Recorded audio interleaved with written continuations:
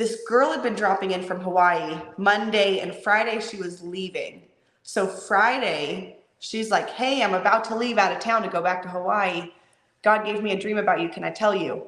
And literally in my head, I was like, I am not happy with God right now, but like, tell me your dream. This better be good. Yeah, exactly. As bad Is it as an that apology? yeah, right? She stands in front of me and holds her hands in a cup like this above her stomach. And she's like, right now, with her hands like this above her stomach, you're carrying a red ruby. She's like, you're carrying a red ruby because this ruby is special. Red represents God's blood, God's grace. Like when he died on the cross, he redeemed it all. So like he's letting you know what you're carrying. He forgives you. He's redeemed it. And it's beautiful. It's amazing. It's a precious jewel. You were pregnant at this time, yeah? Pregnant at this time. Okay. The only person who knew I was pregnant was my husband. So. Oh, so you weren't like. No. Okay. This was probably 2 weeks after regionals. I found out I was pregnant at regionals. Dylan had known. He was excited, positive attitude, which he's just like a little Labrador. He's awesome. But I was struggling with my own things. Still going to the gym. Nobody knew I was pregnant. And then she tells me and holds her hands in front of me. She gave me a two-parter. Part one, very much related to me with the ruby. Part two, I have not yet discovered, but I might be in the middle of discovering it. She told me that she saw me as like Ariel, the Little Mermaid.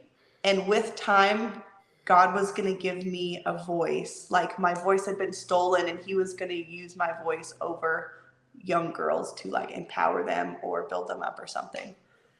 I'm speaking a lot. I don't know if that's what she's referring to. Yeah. Have I seen that come to fruition yet? No. The other one I have. It seems like you probably are in the middle of it now, though, surely, as a mother standing on a podium. Well, speaking on podcasts and all that stuff. Yeah. No women listen to this podcast, though. Sorry to disappoint.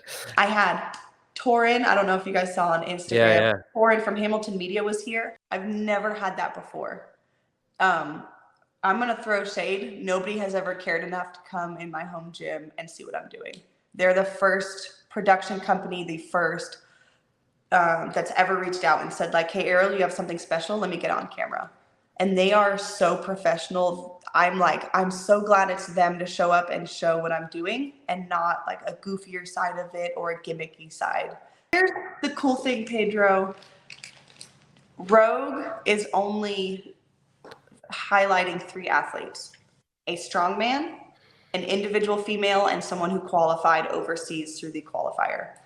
So as much as I can say like nobody cares, absolutely Rogue is saying like, go to Ariel, let's see what she's doing. And that is the biggest compliment in the world, because somebody high up at Rogue was like, they could have gone to all these people I could name that have more followers and are more famous, but they chose me. And I think that's extremely special.